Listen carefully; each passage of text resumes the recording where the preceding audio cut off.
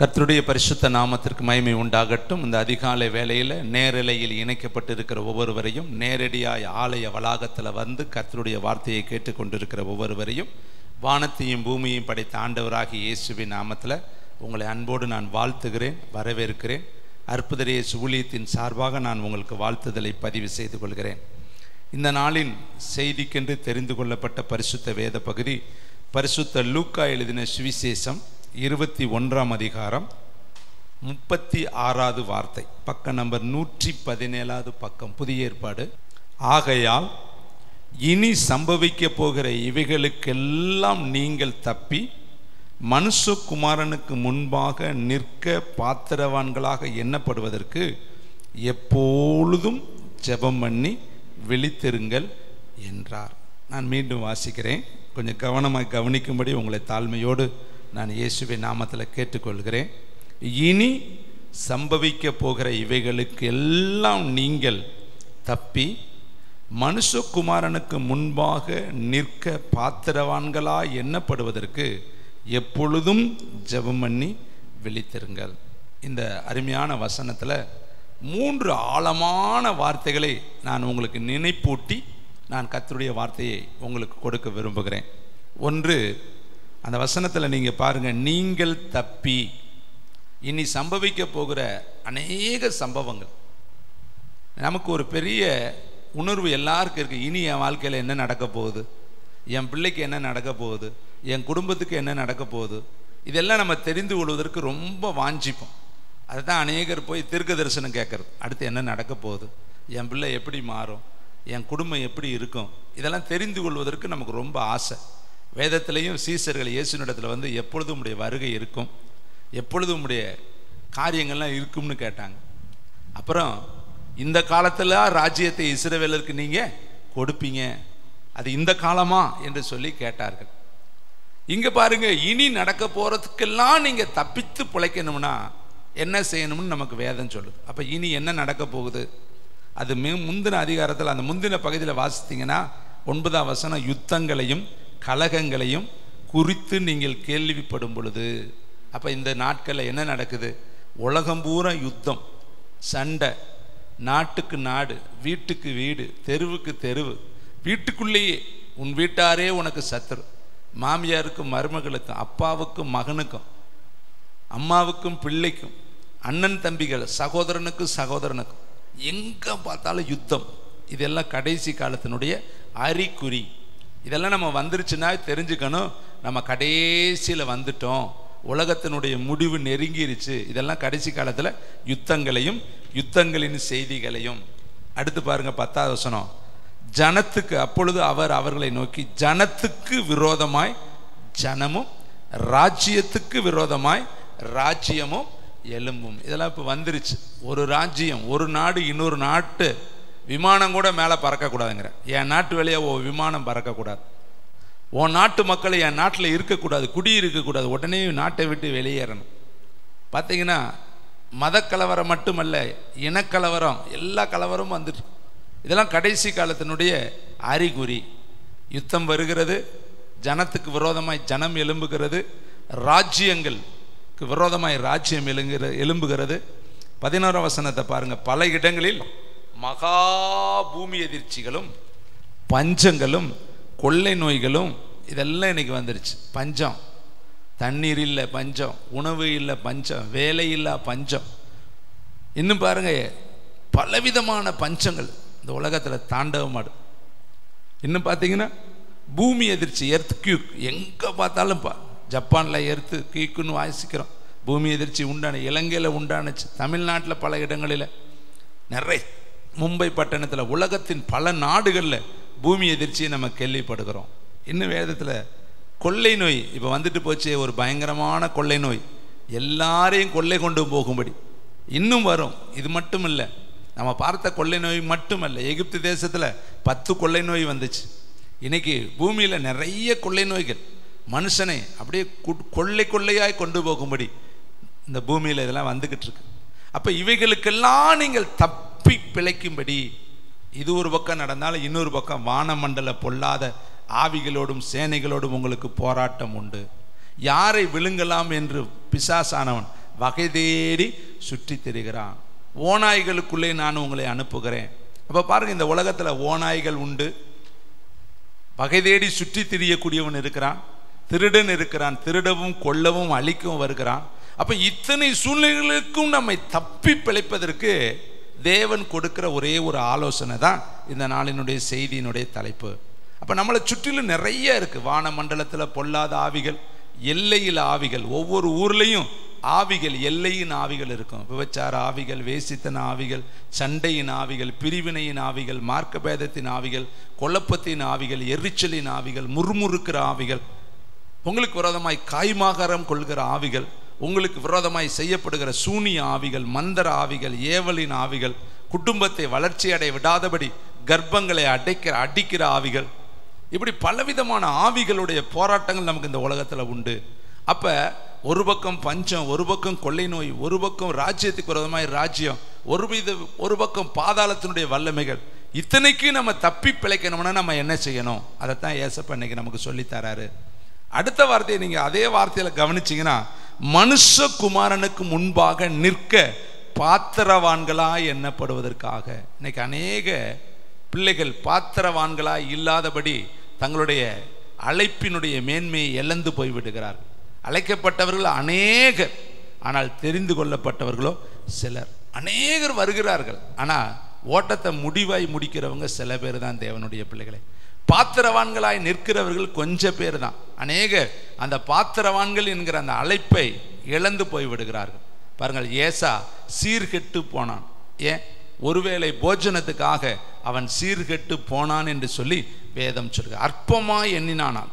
தேவன் கொடுத்த சேஷ்ட புத்திர பாகத்தை அவன் அற்பமாய் எண்ணினான். நாமளும் கூட அநேக நாட்களில் தேவன் கொடுத்த மேலான சிலாக்கியங்களை அற்பமாய் எண்ணி அவைகளை உதாசீனமாய் தூக்கி எறிந்திருக்கிறோம். யோனா புஸ்தகத்தில் சொல்லப்பட்டிருக்கு, அநேகர் தங்களுக்கு வரும் கிருபைகளை போக்கு அடிக்கிறார்கள். அருமையானவர்களே, நம்முடைய வாழ்க்கையிலையும் நிறைய கிருபையின் காலங்களை நம்ம போர்க்கடித்தது உண்டு. அநேக கிருபைகளை நம்ம உதாசீனப்படுத்தினது உண்டு. தேவன் நமக்கு கொடுத்த தருணங்கள், வாய்ப்புகளை நம்மை அல்லல் தட்டினது உண்டு தேவனுடைய பிள்ளைகளை. அப்போ இப்படிப்பட்ட காலங்கள் நம்மளை கடந்து போன பிற்பாடு நம்ம பாத்திரவான்கள் என்கிற தகுதியை நம்ம இழந்து போய்விடுகிறோம். அதனால தான் அவருக்கு முன்பாக நிற்க பாத்திரவான்களாய் எண்ணப்படும்படி. அப்போ பாத்திரவான்களாக நம்ம இருந்தால் தான் அவருக்கு முன்னாடி போய் நம்ம நிற்க முடியும். பாருங்களேன், எலியா சொல்கிறாரு, தேவனுக்கு முன்னிற்கிற நான் சொல்கிறேன். தாவீது சொல்கிறாரு, கர்த்தரை எப்பொழுதும் எனக்கு முன்பாய் நான் வைத்திருக்கிறேன், அதனால் நான் அசைக்கப்படுவதில்லை. அப்போ நம்முடைய வாழ்க்கையில் ஒவ்வொரு நாளும் நம்ம கர்த்தருக்கு முன்பாக தினந்தோறும் நிற்கிறோமா?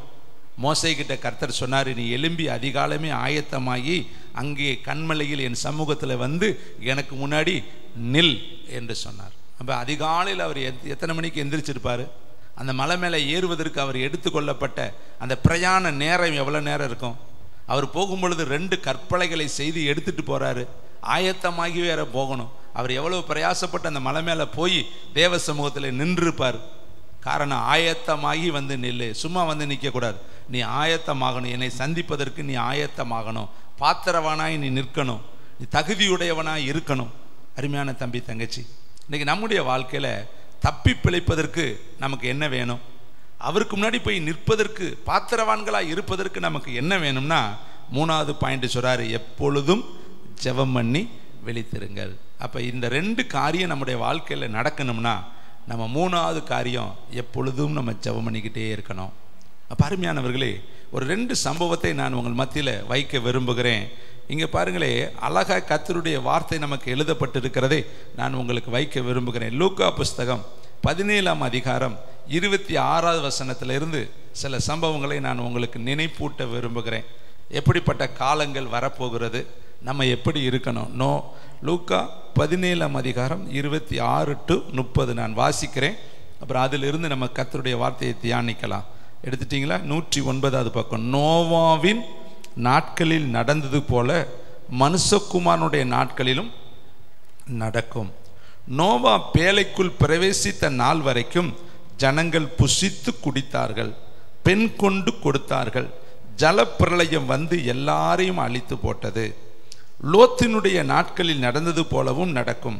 ஜனங்கள் புசித்தார்கள், குடித்தார்கள், கொண்டார்கள், விற்றார்கள், நட்டார்கள், கட்டினார்கள். லோத்து சோதமை விட்டு புறப்பட்ட நாளிலே வானத்திலிருந்து அக்னியும் கந்தகமும் வருவித்து எல்லாரையும் அழித்து போட்டது. மனுஷகுமாரன் வெளிப்படும் நாட்களிலும் அப்படியே நடக்கும். 3 காலங்கள் இங்கே சொல்லப்பட்டிருக்கு.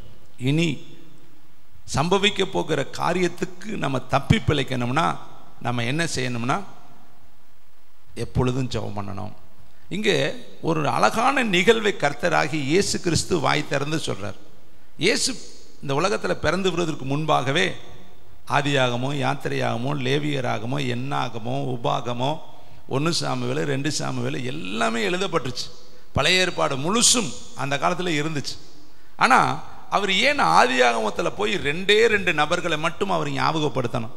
அவர் சொல்றாரு, லோத்தினுடைய காலத்தையும் நோவாவினுடைய காலத்தையும் நமக்கு முன்னாடி கொண்டு வந்து காண்பித்து, நான் வரப்போகிற காலத்திலையும் இப்படி தான் நடக்கும், அதனால நீங்கள் இவைகளுக்கெல்லாம் தப்பித்து பிழைத்து வாழணும்னா நீங்கள் எப்பொழுதும் ஜெபம் பண்ணணும். அப்போ நோவா காலத்தை நம்ம யோசித்து பார்க்கணும். நோவா காலத்தில் என்ன நடந்துச்சு, இன்னைக்கு என்ன நடந்துக்கிட்டு இருக்கு, ரெண்டையும் கம்பேர் பண்ணி பார்த்தோம்னா நமக்கு நல்லா தெரியும். அன்று நடந்தது இன்று எப்படி நடக்கிறது, அன்று நோவா எப்படி தன்னை காத்து கொண்டார், நாமும் இன்னைக்கு எப்படி காத்துக்கொள்ளணுங்கிறத இந்த வசனத்தை வைத்து நம்மளால் பார்க்க முடியும், கண்டுபிடிக்க முடியும். அதனால தான் கர்த்தர் நோவாவின் நாட்களை நமக்கு நினைப்பூட்டுகிறார். எங்கே போகிறாரு? அவர் வாழ்ந்தது மத்தேயு காலம். அவர் போய் சொல்கிறது ஆதியாகமத்திலிருந்து சொல்கிறார். அங்கே இருக்கிற ஆரம்ப காலத்தில் மனுஷனுடைய தோற்றத்தை சொல்கிறார். வாசிக்கலாமா? ஆதியாகமம் புஸ்தகம் 6ஆம் அதிகாரம் 5ஆம் வசனத்தை என்னோடு கூட நீங்கள் எடுத்துக்கொள்ளும்படி உங்களை அன்போடு நான் கேட்டுக்கொள்கிறேன். தேங்க்யூ, வண்டர்ஃபுல் த ஹோலி ஸ்பிரிட். 6வது பக்கம், ஆதியாகமம் 6ஆம் அதிகாரம் 5வது வசனத்தை நான் வாசிக்கிறேன். மனுஷனுடைய அக்கிரமம் பூமியிலே பெருகினது என்றும் அவன் இருதயத்தின் நினைவுகளின் தோற்றமெல்லாம் நித்தமும் பொல்லாததே என்றும் கர்த்தர் கண்டு. இங்க பாருங்க, தான் உண்டாக்கின மனுஷன் தன்னுடைய வழியில் நடக்காமல் அவன் எப்படிப்பட்டவனாய் வாழ்ந்தான் என்று கர்த்தர் கண்டு மனஸ்தாபப்பட்டாராம். பாருங்க, அவனுடைய நினைவுகள், அவனுடைய தோற்றங்கள், அவனுடைய எண்ணங்கள் எல்லாம் எப்படி இருந்தது என்று வேதம் சொல்லுது, பொல்லாததாக இருந்ததாம். இதுதான் நோவா காலத்தில் இருந்த காரியம். மீண்டும் வாசிக்கிறேன். மனுஷனுடைய அக்கிரமம் பூமியிலே பெருகிட்டு. இப்போ என்ன நடந்துகிட்டு இருக்கு? நீங்கள் சொல்லிடுவீங்க, ஐயோ எங்கே பார்த்தாலும் அக்கிரமமாக இருக்குது பிரதர், பிள்ளைகள் நடந்துக்கிறதெல்லாம் பார்த்தா, வாலிப பிள்ளைகளுடைய போக்கெல்லாம் பார்த்தா உங்களால் சொல்ல முடியும், உங்கள் கண்ணு கொண்டு பார்க்க முடியாத காரியமெல்லாம் இந்த நாட்கள் நடக்குது. இது ஆதியாகமத்திலே நடந்துச்சு. கர்த்தரே அதை கண்டார். அன்னைக்கு ஆதியாகமத்தில் நோவா காலத்தில் நடந்த அக்கிரமத்தை கர்த்தர் கண்டார் என்றால் இன்னைக்கும் நடக்கிற காரியத்தை அவர் காண்கிறார். ஏனென்றால் அவர் காண்கிற தேவன், அவர் 7 கண்கள் உள்ள தேவன். பிரியமானவர்களே, கர்த்தர் எவ்விடத்திலும் இருந்து நல்லோர்களையும் பார்க்கிறாரு, தீயோர்களையும் அவர் நோக்கி பார்க்கிறாராம். செர்பாபேலின் கையில் இருக்கிற தூக்கு நூலை அவருடைய கண்கள் ஆச்சரியமாய் பார்த்ததாம். இன்னைக்கு உன்னுடைய வாழ்க்கையிலையும் நீங்கள் என்ன செஞ்சாலும் அவர் கர்த்தர் பார்ப்பார். நம்ம நினைக்கிறோம் கர்த்தருக்கு இதெல்லாம் தெரியாதுன்னு நினைக்காதீங்க. நீங்கள் ரகசியமாய் பேசுகிறதும் கர்த்தருக்கு தெரியும், அந்தரங்கத்தில் நீங்கள் யோசிக்கிறதும் கர்த்தருக்கு தெரியும். உங்களுடைய வீட்டறையில், பள்ளியறையில் பேசுகிறதையும் கர்த்தர் வெளியரங்கமாய் கொண்டு வருவார். அவருக்கு மறைவான சிருஷ்டி இந்த உலகத்தில் ஒன்றுமே கிடையாது. தேவனுடைய பிள்ளை, இது முதல்ல நம்முடைய இருதயத்தின் அடித்தளத்தில் இருக்கணும். என்னை 7 கண்கள் பார்த்துக்கிட்டு இருக்குது. 1 கண்கள் 2 கண்கள் அல்ல, நீ 2 கண்களால் இந்த உலகத்தை பார்க்குற. ஆனால் அந்த உலகத்தை உருவாக்கின கர்த்தர் 7 கண்களை உடையவர். உங்களை 24 மணி நேரம் பார்த்துக்கிட்டே இருக்கிறார். நீ எப்படி நடக்கிற, எப்படி பார்க்குற, எப்படி பேசுகிற, என்ன யோசிக்கிற, என்ன சிந்திக்கிற, எதையே நீ தியானிக்கிற, எப்படி உன்னுடைய வாழ்க்கையில் ஒவ்வொரு நடைமுறை இருக்கிறதுங்கிறத அவர் ஒவ்வொரு நிமிஷமும் உங்களை பார்க்கிற தேவனாக இருக்கிறார். அதனால தான் ஆகார் சொல்கிறா, என்னை காண்கிறவரை நானும் இவ்விடத்தில் கண்டேன் என்று சொல்லி அவருக்கு அவள் வைத்த பெயர் காண்கிறவரே என்ற பெயரை வைத்தார். அப்போ ஏசப்பா எப்படிப்பட்டவர்? நம்மளை காண்கிற தேவன். இதை நீங்கள் மறக்கவே கூடாது. பாருங்களேன், எதை பார்த்தாரா? மனுஷனுடைய அக்கிரமம் பூமியிலே பெருகினது என்றும் அவன் இருதயத்தின் நினைவுகளின் தோற்றம் எல்லாம். நம்ம இருதயத்தினுடைய நினைவுகள் இருக்கு இல்லையா, நம்ம வெளியில சொல்ல மாட்டோம், ஆனால் இருதயத்துக்குள்ள நினைப்போம். பார்த்தீங்களா? நம்ம நினைக்கிறோம், நான் நினைக்கிறது யாருக்கு தெரியும், நான் நினைக்கிறது யாருக்கும் தெரியாது இல்லையா? கணவனுக்கு தெரியாது, மனைவிக்கு தெரியாது, பிள்ளைகளுக்கு தெரியாது. ஒரு ப்ராபர்சி சொல்லவா? ஆனால் உங்களை படைச்சவருக்கு நீ என்ன நினைக்கிறேன்னு தெரியும் தேவனுடைய. இதை மறந்துடாது. நினைக்கும் பொழுதே அதை அழிச்சிரு. உன் மனசுக்குள்ள தவறான எண்ணம் வந்தால் உடனே ஏசப்பா இது தவறான சிந்தனை. வேதம் சொல்லுது, பேதுரு சொல்கிறேன், உன் இருதயத்தில் அக்கிரம சிந்தை கொண்டது என்ன? உன் இருதயம் தேவனுக்கு முன்பாய் உண்மையாக இராதபடியினால் இந்த விஷயத்தில் உனக்கு பங்கும் இல்லை பாகமும் இல்லை. உன் இருதயம் எதெல்லாம் நினைக்குதோ அதெல்லாம் கர்த்தருடைய பார்வையில் வெளியிறங்கமாக இருக்கு. இங்கே பாருங்களே, அவருடைய இருதயத்தின் நினைவுகளின் தோற்றம் உதயம் நித்தமும் பொல்லாதது என்று கர்த்தர் கண்டு தாம் பூமியிலே மனுஷனை உண்டாக்கினதற்காக கர்த்தர் மனஸ்தாபப்பட்டார். அது அவர் இருதயத்துக்கு எப்படி இருந்துச்சா? விசனமாக இருந்துச்சான். விசனம்னா எப்படி? நம்ம விசனமாக இருந்தால் எப்படி உட்காந்துருப்போம்? துக்கமாக உட்காந்துருப்போம் இல்லையா? வேதத்தில் பார்த்தீங்கன்னா ஆகாப் அந்த கீரை தோட்டம் கிடைக்கலன்னு போய் விசனமாக உட்காந்துருப்பார். மனைவி கேட்குறா, ஒரு ராஜா ஏமா விசனமாக உட்காந்துருக்கிற? அவன் அந்த கீரை தோட்டத்தை எனக்கு தரமாட்டேங்கிறேன், அவனுடைய சுதந்திரன்னு சொல்கிறேன். அவன் சொல்கிறா, அதை நாளைக்கு நான் உனக்கு கொடுத்துட்றேன், நீ போ, நான் உனக்கு வாங்கி கொடுத்துட்றேன்னு சொன்னான்னு இவன் உடனே போயிடுறேன். அவன் என்ன பண்ணுறா, பொய்யான ஒரு நபர்களை ஏற்படுத்தி, பேலியாளின் பிள்ளைகளை ஏற்படுத்தி ஒரு நீதிமான் மேல் அபாண்டமான குற்றத்தை சாட்டி அவனை கொன்று போட்டுட்டு அந்த தோட்டத்தை இவன்கிட்ட கொடுக்குறா. அவனை எடுத்துக்கொள்ள போகிறான். அப்பொழுது கர்த்தருடைய கரம் அவன் மேலே இறங்குது. நீ ஒரு மனுஷனை கொன்னுட்டு இல்லையா, அவனுடைய இரத்த பலி நீ சிந்திட்டு இல்லையா, ரத்தமும் என்ன செய்யப்படும்? இதே மாதிரி சிந்தப்படும். மனுஷனுடைய அக்கிரமும் பூமியிலே பெருகினது என்று கர்த்தர் கண்டு மனுஷனை உண்டாக்கினதற்காக மனஸ்தாபப்பட்டார். ஒருவேளை இதை பிரசங்கிக்கிற பொழுது நம்மளை குறித்து கர்த்தர் என்ன நினைப்பார்? நம்ம என்னைக்காவது மற்றவங்களை படிக்கும் பொழுது ஈஸியாக படிச்சிடறோம். என்னை உண்டாக்கினதுக்காக அவர் சந்தோஷப்படுவாரா அல்லது இவனை படைச்சதுக்காக வருத்தப்படுவாரா? சவுலை ராஜாவாக்கினதுக்காக கர்த்தர் மனஸ்தாபப்பட்டார். அவர் சொல்கிறாரு, சாமுவேலை பார்த்து, எவ்வளோ நாள் நீ துக்கித்து கொண்டு இருப்ப? உன் கொம்பை தைலத்தினால் நிரப்பிட்டு எழும்பி வா, நான் இன்னொரு மனுஷனை தெரிந்து கொண்டேன்னு கர்த்தர் சொல்கிறார். அப்போ நம்ம இந்த உலகத்தில் வாழ்கிற ஒவ்வொரு நாளும் நம்மளை படைத்த தேவனாகி கர்த்தரை சந்தோஷப்படுத்தும். எப்சிபா என்றால் தேவனுக்கு பிரியமானவள் என்று அர்த்தம். தானியேலை குறித்து கர்த்தர் சொல்றாரு, பிரியமான புருஷனாகிய தானியேலே. ஏசப்பா யோர்தான் நதியில் இறங்கும் பொழுது வானத்திலிருந்து ஒரு சத்தம் உண்டாகி, இவர் என் நேசகுமாரன், இவர் மேலே நான் பிரியமாக இருக்கிறேன். நம்மளை குறித்து எப்படி கர்த்தர் சொல்லுவார்? பிதாவாகிய தேவன் எப்படி சொல்லணும்? நம்முடைய நினைவுகளின் தோற்றம் எப்படி? நம்ம வாழ்க்கை கரெக்டாக இருக்கலாம், பேச்சு கரெக்டாக இருக்கலாம், ஆனால் இருதயத்தின் தோற்றம், இருதயத்தினுடைய நினைவுகள், வேதம் சொல்லுது, அவளுடைய உதடுகளோ தேன் போல இருக்குமா, அவளுடைய இருதயமோ யுத்தம் என்று எழுதப்பட்டிருக்கு. பாருங்க, மடியில் படுக்க போட்டால் அன்பை பாராட்டினாள், ஆனால் இருதயமோ கொலைவெறி உள்ளவளாக இருந்தாள். சிம்சோனை கொன்று காட்டு கொடுப்பது அவளுடைய இருதயம், ஆனால் பேசினதெல்லாம் அப்சலோமினுடைய முத்தங்கள். இன்னைக்கு நம்ம முத்தத்தை பார்க்கிறோம், ஆனால் இருதயத்தை பார்க்க மறந்து போய் விடுகிறோம். ஆனால் தேவன் முகத்தை அல்ல, இருதயத்தை பார்க்கிற கர்த்தர். நம்ம வெளித்தோற்றத்தை பார்த்து அவர் ஏமாந்து போய் விடுகிறவர் அல்ல, அவர் இருதயத்தின் அடித்தளத்தை ஊடுருவி பார்க்கிற கர்த்தர். அவர் கடலுக்கு ஆழத்துக்குள்ளே இருக்கிறத பார்க்கிற தேவன்.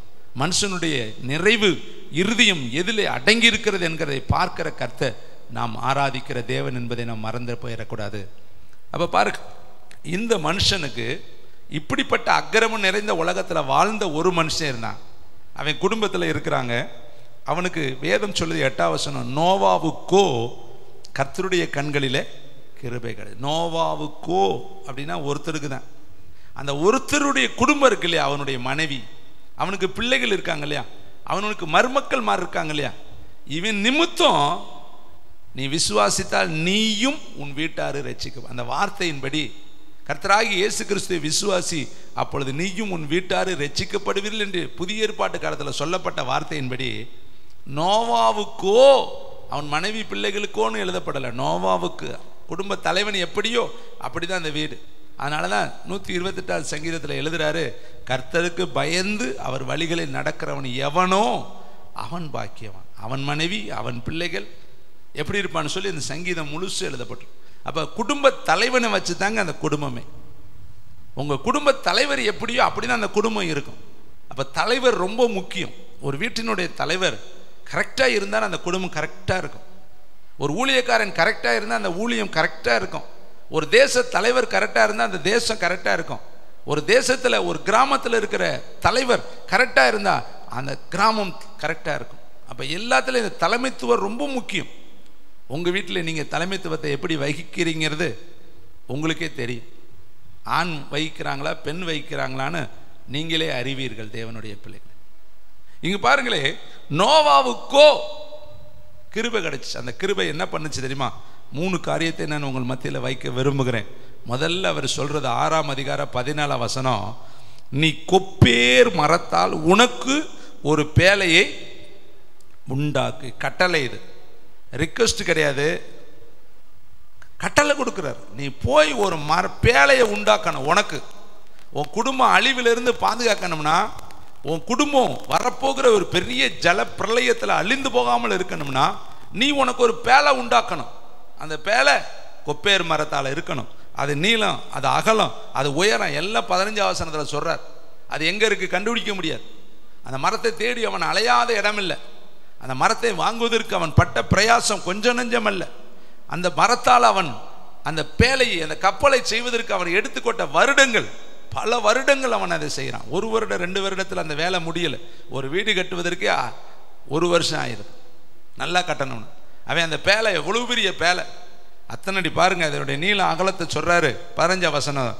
நீ பண்ண வேண்டிய விதம் என்னவென்றால், பேழையின் நீளம் 300 முழம், நீளம் 300 முழம், அதன் அகலம் 50 முழம், அதன் உயரம் 30 முழமாக இருக்க வேண்டும். அப்போ இவ்வளவு பெரிய பேழையை அந்த நாட்களில் இவன் எப்படி செஞ்சிருப்பான்? இதுக்கு எத்தனை தச்சர்கள் தேவைப்பட்டிருப்பாங்க, இதுக்கு எத்தனை விதமான நபர்கள், உதவி நபர்கள் தேவைப்பட்டிருப்பாங்க. இவன் அதை எப்படி எந்த இடத்துல வச்சு, இதுக்காக அவன் பல வருடங்கள் இதை கட்டுவதற்கு அவன் முயற்சி எடுத்து பிரயாசப்பட்டு அந்த பேழையை கட்டும் பொழுது எத்தனை இன்னல்கள், எத்தனை அவமானங்கள், எத்தனை நிந்தைகள், எத்தனை பரியாசங்கள், எத்தனை பேர் போகிறவங்க வாரவங்க அவன்கிட்ட ஆலோசனை சொல்லியிருப்பாங்க. இது எதுக்கு கட்டுற, ஏன் இப்படி செய்கிற, இப்போல்லாம் இங்கெல்லாம் தண்ணி வராது, யாரோ ஒருத்தர் சொன்ன பேச்சை கேட்டுட்டு செய்யாத, என்னெல்லாம் அவனுக்கு சொல்லியிருப்பாங்க. இவனும் அவர்களுக்கெல்லாம் கர்த்தர் சொன்னார் கர்த்தர் சொன்னார்னு சொல்லியிருப்பான். ஆனால் எல்லாருமே இவன் பேச்சை கேட்கல. ஆனால் இவனும் கர்த்தருடைய வார்த்தையை பேச்சை கேட்டு, வசனம் சொல்லுகிறது பாருங்கள் 22, நோவா அப்படியே செய்தான். தேவன் தனக்கு கட்டளையிட்டபடியெல்லாம் அவன் செய்து முடித்தான். இப்போ இன்னைக்கு நமக்கு சொல்றாரு, இவைகளுக்கெல்லாம் தப்பித்து மனுஷகுமாரனுக்கு முன்பாக நிற்க நீங்க பாத்திரவான்களா என்ன பண்ணுபடி என்ன செய்யணும் தெரியுமா? ஜெபம் பண்ணி விழித்திருக்கணும். நமக்கு வேற ஒன்றும் சொல்லலை. நீங்க தினமும் செய்தி கேளுங்கன்னு சொல்லலை, நீங்க எப்பொழுதும் ஜெபம் பண்ணிக்கிட்டே இருக்கணும். வேதத்தில் எத்தனையோ பேர்கள் ஜெபம் பண்ணி தான் தங்க ஜீவனை பாதுகாத்தார். யாக்கோப்பு முன்னாடி ஏசா வரும் பொழுது ஒரு இரவெல்லாம் ஜெபம் பண்ணலாம். கர்த்தர் சொன்னார், போதும் நான் போகட்டும். அவரே சொல்றாரு, நிறுத்துப்பா ஜெபத்தை, விடிய விடிய ஜெபம் பண்ற, நிறுத்துப்பான்னு சொல்றாரு.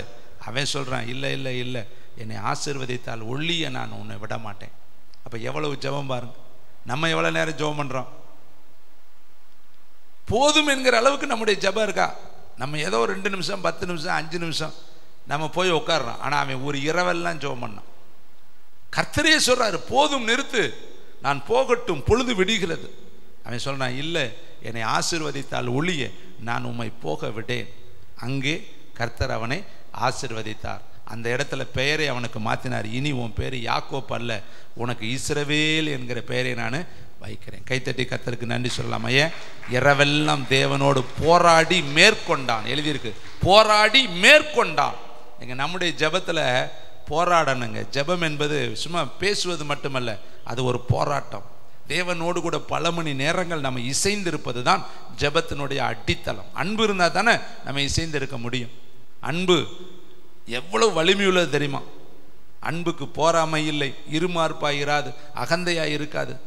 அன்பு எல்லா காலத்திலும் நேசிக்கும் என்று வேதத்தில் அழகா எழுதப்பட்டிருக்கு. அப்ப கர்த்தர் சொன்னபடியெல்லாம் அவர் பேழையை செஞ்சான். அடுத்து அவர் என்ன சொன்னார் தெரியுமா? 18வது வசனத்தை வாசிக்கலாம்.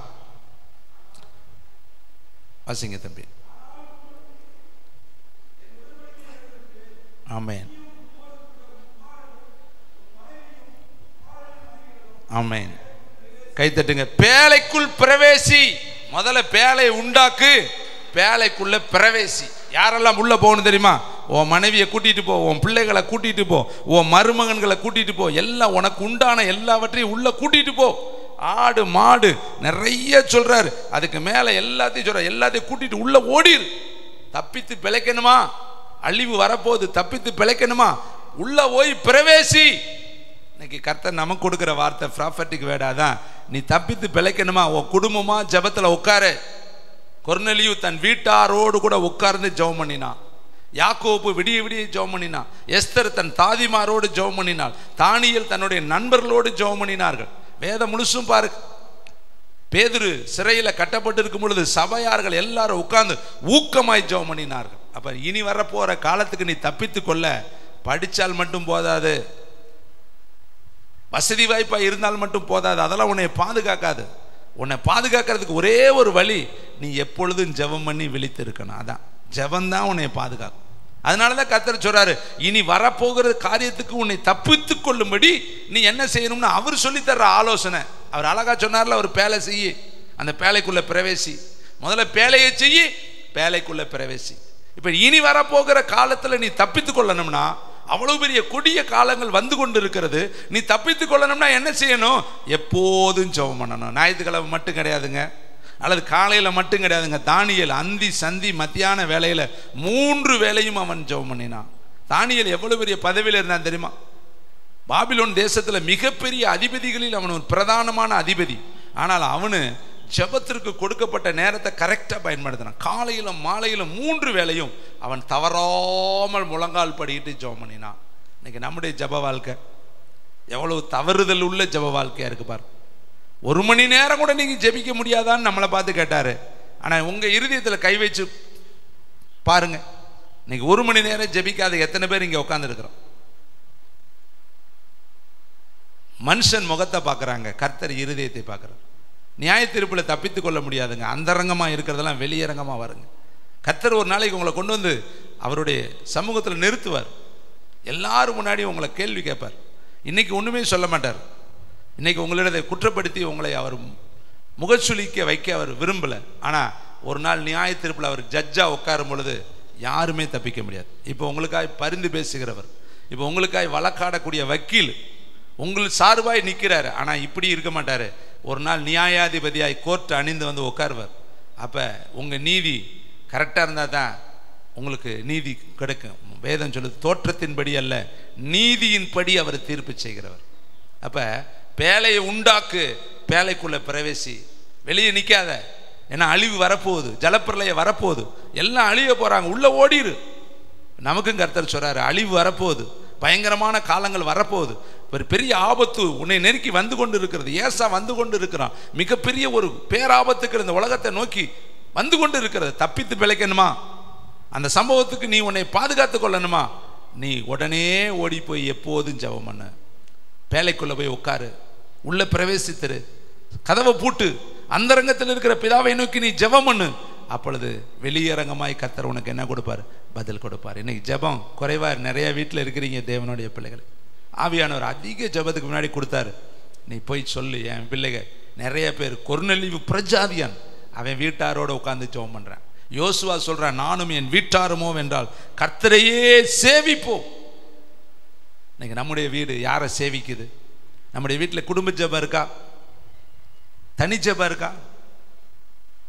இன்னைக்கு எத்தனை வீட்டில் குடும்ப ஜெபம் இல்லை தெரியுமா? குடும்ப ஜெபம் இல்லைன்னா கோபுரம் இல்லைன்னு அர்த்தம், மோல்டு இல்லைன்னு அர்த்தம், ஓடு இல்லாத வீடுன்னு அர்த்தம். கூரை இல்லாத வீட்டுக்கு தான் ஜெபம் இல்லாத வீடு. குடும்பமா உட்காருங்க, கணவன் மனைவி உட்கார்ந்து ஜெபம் பண்ணுங்க. எத்தனை பாடல் இருக்கு, எத்தனை இவ்வளவு பாட்டு பாடி உங்களுக்கு நடத்துறாங்க இல்லையா? அதை பாடுங்க. 1 மணி நேரம் கர்த்தருக்கு 24 மணி நேரத்துல 1 மணி நேரம் நீங்க தேவனுக்கு செலுத்தக்கூடாதா? அப்புறம் எப்படி கர்த்தர் உங்களை ஆசீர்வதிப்பார்? கிரியில்லாத விசுவாசம் செத்தது அல்லவா? வெறும் உதடுகளால இயேசு இயேசுன்னு சொன்ன ஆண்டவர் சொல்றாரு, என் நாமத்தை வீணிலே வழங்காது இருப்பாயாக. வீணு வாயில சொல்லிட்டு உதடுகளால் என்னை கனம் பண்ணுகிறார்கள், அவர்கள் இருதயமோ எனக்கு தூரமா இருக்குன்னு ஆண்டவர் சொன்னார். நம்முடைய வாழ்க்கையில உதட்டால கனம் பண்ண வேண்டாம், இருதயத்தால் அவரை கனம் பண்ணுங்க, வாழ்க்கையால் அவரை கனம் பண்ணுங்க, உங்களுடைய நடத்தையால் அவரை கனம் பண்ணுங்க. உங்களுடைய தனிப்பட்ட வாழ்க்கையில கர்த்தர் மகிமை அடைவாராக. அவன் பேலைக்குள்ள பிரவேசித்தாங்க. கர்த்தர் சொன்னதெல்லாம் செஞ்சான், பேலையை செஞ்சான், கஷ்டப்பட்டு செஞ்சான், சும்மா செய்யலைங்க. இன்னைக்கு எவ்வளவு பிரயாசப்பட்டு அந்த பேலையை உருவாக்கியிருப்பான். அதுக்குள்ள பிரவேசித்தான். சொன்னபடியே மழை வந்துச்சு, சொன்னபடியே பேலை எலும்புச்சு, சொன்னபடியே மரம் கொடுத்தவனும் சேர்த்தேன், தச்சனும் சேர்த்தேன், அங்க இருக்கிறவன் எல்லாம் செத்து மிதந்தேன். ஆனா அந்த ஒரு குடும்பம் மட்டும் பேழை பாதுகாக்கப்படுச்சு. கைகளை தட்டி. இப்போ ஜெபம் பண்ணி விழித்திருந்தால் நீ பாதுகாக்கப்படுவ, இல்லாவிட்டால் யாருமே காப்பாற்ற முடியாது. எத்தனை பேர் இருந்தாலும் இந்த ஒரு காரியத்தில் தேவன் எதிர்த்து நின்னார்னா அந்த இடத்துல யுத்தம் பண்ண யாராலையுமே முடியாது. கர்த்தர் கூட இல்லாவிட்டால் அந்த மனிதனுடைய வாழ்க்கை பயங்கரமாக வேதனையாக போயிடும். அருமையான தம்பி தங்கச்சி, இன்னொரு மனுஷனை நான் சுருக்கமாக சொல்லி முடிக்கிறேன். ஆதியாகமம் 19ஆம் அதிகாரம் 5-15 வசனம். ஆதியாகமம் 19:15. தேங்க்யூ, வண்டர்ஃபுல் த ஹோலி ஸ்பிரிட். கிழக்கு வெளுக்கும் பொழுது, இப்போ பாருங்களே, கிழக்கு வெளுத்துக்கிட்டு இருக்கு பார்த்தீங்களா? இது மாதிரி தான் காலை நேரம், அதிகாலை நேரம், சூரியன் இப்போ தான் வருது. இந்த டைம் பார்த்து தான் லோத்துவை பிடிச்சி கையை பிடிச்சி இழுத்துட்டு போனார். கிழக்கு வெளுக்கும் பொழுது அந்த தூதர் லோத்துவை நோக்கி, பட்டணத்துக்கு வரும் தண்டனையில் நீ அழியாதபடி. ஒரு கேள்வி கேட்கட்டா? பட்டணத்துக்கு தண்டனை வருமா? அங்கே ஒரு உலகத்துக்கே தண்டனை வந்துச்சு. நோவா காலத்தில் அந்த உலகமே அழிக்கப்பட்டுச்சு தண்ணியால். இங்கே சொல்கிறாரு, சோதோம் குமாரா பட்டணத்துக்கு வரப்போகிற தண்டனைக்கு நீ தப்பிக்கும்படி. அப்போ நீங்கள் குடியிருக்கிற பட்டணத்துக்கும் தண்டனை வரும், நீங்கள் இருக்கிற இடத்திற்கும் தண்டனை வரும். அப்போ அதில் நீ தப்பிக்கணும்னா நீ என்ன பண்ணணும்? நீ எழுந்து உன் மனைவியையும் இங்கே இருக்கிற உன் 2 குமாரத்திகளை அழைத்து கொண்டு போய் என்று சொல்லி அவனை துரிதப்படுத்தினார்கள். இப்போ ஏன் செய்தி கொடுக்குறோம்? கர்த்தர் உன்னை வாளாக்காமல் தலையாக்குவார், இப்பொழுது இருக்கிறதை பார்க்கல 1000 மடங்கு, இப்படிலாம் சொன்னால் நீங்களும் சந்தோஷமாக போவீங்க. நான் ஏன் இவ்வளோ ஃபோர்ஸான வார்த்தைகளை கர்த்தரிடத்தில் வாங்கி கொண்டு வந்து உங்களை துரிதப்படுத்துகிறோம்? அழிவு வரப்போகுது, ஆபத்து வரப்போகுது, எச்சரிப்பின் சத்தம் வந்துக்கிட்டு இருக்குது, பயங்கரமான ஒரு செய்தி நம்மளை நோக்கி வந்துக்கிட்டு இருக்கு. அதுக்கு நீ தப்பிக்கணும்னா ஜெபம் பண்ணு. சும்மா வாக்கு தத்தத்தை சொல்லி தப்பிக்க முடியாது. நீ ஜெபம் பண்ணுனா தான் முழங்காலில் தான் ஜெயம். ஒரு மனுஷனுடைய வெற்றி எங்கே இருக்குது தெரியுமா? அவனுடைய முழங்காலில் இருக்குங்க. இதுதான் சீக்கிரட்டான உண்மையை நான் சொல்கிறேன். உலகம் பூரா பார்த்துக்கிட்டு இருக்கு. ஒரு மனுஷனுடைய வெற்றி அவனுடைய முழங்காலில் வச்சு தான் இருக்கு. நீ உன் வாழ்க்கையில் வெற்றி வேணுமா? தானியேலுடைய காரியம் ஜெயம், காரணம் அவன் ஜெபிக்கிறவன். எஸ்தர் ஜெபம் பண்ணினால் காரியம் மாறுதலாய் முடிந்தது, காரணம் அவளுடைய ஜெபம். ஏசப்பா இந்த உலகத்தில் ஜெயமுள்ள வாழ்க்கை வாழ்ந்தார். 40 நாட்கள் அவர் ஜெபம் பண்ணிக்கிட்டே இருந்தார். நீங்கள் எங்கே பாருங்க, வனாந்தரத்தில் போய் ஜெபம் பண்ணார், மலை மேலே ஏறி போய் ஜெபம் பண்ணார், இரவெல்லாம் ஜெபம் பண்ணினார். ஜெபம் பண்ணி தான் அவர் வாழ்க்கை வாழ்ந்தார். நாமும் இந்த உலகத்தில் ஜெபம் தான் நம்மளை வாழ வைக்கும். அவர் என்ன சொல்றாரு பாருங்க, அவன் தாமதித்து கொண்டிருக்கும் பொழுது கர்த்தர் அவன் மேல் வைத்த இரக்கத்தினாலே அந்த புருஷர் அவன் கையையும் அவன் மனைவி கையையும் அவன் 2 குமாரத்தையும் கையையும் பிடித்து அவனை பட்டணத்துக்கு வெளியே கொண்டு போய் விட்டார்கள். அவர்களை வெளியே கொண்டு போய் விட்ட பின்பு அவர் சொன்ன வார்த்தை, உன் ஜீவன் தப்ப ஓடிப்போ, பின்னிட்டு பாராதே, இந்த சமபூமியில் எங்கும் நில்லாதே, நீ அழியாதபடிக்கு மலைக்கு. கர்த்தர் சொன்னார்ல, ஓடிப்போ ஓடிப்போ, பின்னிட்டு பாராத, ஜீவன் தப்ப ஓடிப்போ, தாமதிக்காதன்னு சொல்லி துரத்தி விட்டுட்டு இவன் ஓடுறேன் ஓடுறேன் ஓடுறேன். ஆனால் பின்னாடி ஓடுறவங்கெல்லாம் ஓடலைங்க. மனைவி பின்னிட்டு பார்த்தால் உப்பு தூணா போனான். ஓடின 3 பேரில் 2 பேர் பின்னாடி வாழ்க்கையில் ரொம்ப கேரக்டர் ஒஸ்ட்டாக நடந்து அவங்க வம்சமே அழிஞ்சு போச்சு. எல்லாமே பாவ சந்ததி, மோவாபியரையும் அம்மோனியரையும் பெற்றெடுத்தார். காரணம், தேவனுடைய வார்த்தைக்கு கரெக்டாக கேள்விப்படியாதனால. அவன் போய் வாழ்ந்த இடத்துல ஜெபமே அவங்க மனைவி பிள்ளைகளுக்கு கற்றுக் கொடுக்கலங்க. பிள்ளைகளெல்லாம் ஜெபிக்க தெரியாதவர்களாகவே வாழ்ந்துட்டாங்க. மனைவி கர்த்தருக்கு பயப்படக்கூடியவளாகவே வாழலை. கர்த்தர் சொல்றாரு பின்னிட்டு பாராதே, ஆனால் அவள் பின்னிட்டு பார்க்குறா. பார்த்தியா கர்த்தருடைய வார்த்தையை இவள் எவ்வளவு உதாசீனப்படுத்துறான். ஒரு எச்சரிப்பின் சத்தம் வந்தும் அந்த எச்சரிப்பின் சத்தத்திற்கு நடுங்கும் தன்மை அவள்கிட்ட இல்லையே. கர்த்தரே சொல்றாரு, கையை பிடிச்சி இழுத்துட்டு போறாரு, கையை பிடிச்சி இழுத்துட்டு போறது அவளுக்கு தெரியுது. ஆனாலும் கர்த்தருடைய வார்த்தையை அவள் உதாசீனப்படுத்தினாள், அல்லல் தட்டினாள். அந்த வார்த்தையை காது கேளாதவள் போல அவள் இருந்தாள். அவள் உப்பு தூணால் போனாள். அவள் வளர்த்த 2 பிள்ளைகளை எப்படி வளர்த்திருக்கா பார். தப்பு பண்ணுவதற்கு தகப்பனுக்கே மதுவை கொடுத்து துணிகரமான தப்பு அவள் எங்கே கற்றுக்கிட்டா தெரியுமா? சோதோம் குமாரா பட்டணத்தில் கற்றுக்கிட்டாங்க. ஆபிரகாமோடு அவர்கள் இருக்கிற வரையும் இப்படிப்பட்ட சுபாவமே இல்லை. என்னைக்கு ஆபிரகாம் விட்டுட்டு அவங்க பிரிஞ்சு தன்னிச்சையாய் போனார்களோ அன்னைக்கு அவங்க பிள்ளைகள் கற்றுக்கிட்ட பாடம் தான் இந்த தவறான உறவுகளை அவர்கள் அந்த சோதோமில் தான் கற்றுக்கிட்டாங்க. கடைசியில் அவங்க பெற்றெடுத்த பிள்ளைகள் மோவாபியர்களையும் அம்மோனியர்களையும் பெற்றெடுத்து பூமியிலே மகா கொடூரமான ஒரு வம்சத்தை அவர்கள் உருவாக்கினார்கள். லோத்துடைய மரணத்தை குறித்து எழுதப்படவே இல்லை, அவனுடைய வாழ்க்கை அத்தோடு முடிந்துச்சு. இதை கேட்குற தம்பி தங்கச்சி, இப்படிப்பட்ட கொடூர காலங்கள் இன்றைக்கு உலகத்தில் நடந்துட்டு. நீங்கள் எனக்காக ஒரு உதவி செய்யணும். வீட்டில் போய் லேவியராகமம் 18, 19, 20 தயவு செய்து நீங்கள் எல்லோரும் படிக்கணும். இந்த 3ல் இந்த உலகத்தில் எப்படிப்பட்ட உறவுகளை வைத்து கொள்ளணும்னு இந்த 3 அதிகாரத்தில் அழகாக கர்த்தர் சொல்றார். லேவியராகமம் 18, 19, 20 உலகத்தின் எந்த பகுதியில் இருந்தாலும் பார்க்கட்டும், வாசிக்கட்டும். அதில் எல்லாமே கொடுத்துருக்கிறார். நீ எப்படி பார்க்கணும், எப்படி பேசணும், யாரோட பழகணும், யாரோட பழகக்கூடாது, எப்படிப்பட்ட உறவுகளை நீ வைத்து கொள்ளணும், நீ எப்படி இருந்தால் அது அபத்தம், எப்படி இருந்தால் அது ஏற்றுக்கொள்ளக்கூடாதது, எப்படி இருந்தால் அது நல்லது, எல்லாமே இந்த 3 அதிகாரத்தில் ஒரு மனிதனுடைய அந்தரங்கத்தை குறித்து அழகாக கர்த்தர் எழுதுறார். இந்த பாவம் எல்லாம் இந்த சோதோமிலே இருந்தது. அருமையான தம்பி தங்கச்சி, மனுஷகுமாரன் வரும் நாட்களும் அப்படியே நடக்கும். இவைகளுக்கு தப்பித்து கொள்ள ஒன்னே ஒரு வழிதான் இருக்கு. ஒரே ஒரு வேதான் கர்த்தர் காட்டுறாரு, வழியை காட்டுறாரு. எப்போதும் ஜெபம் பண்ணி விழித்தரு. எல்லாரும் ஜெபிக்கும்படி எழுந்து நிற்கலாம்.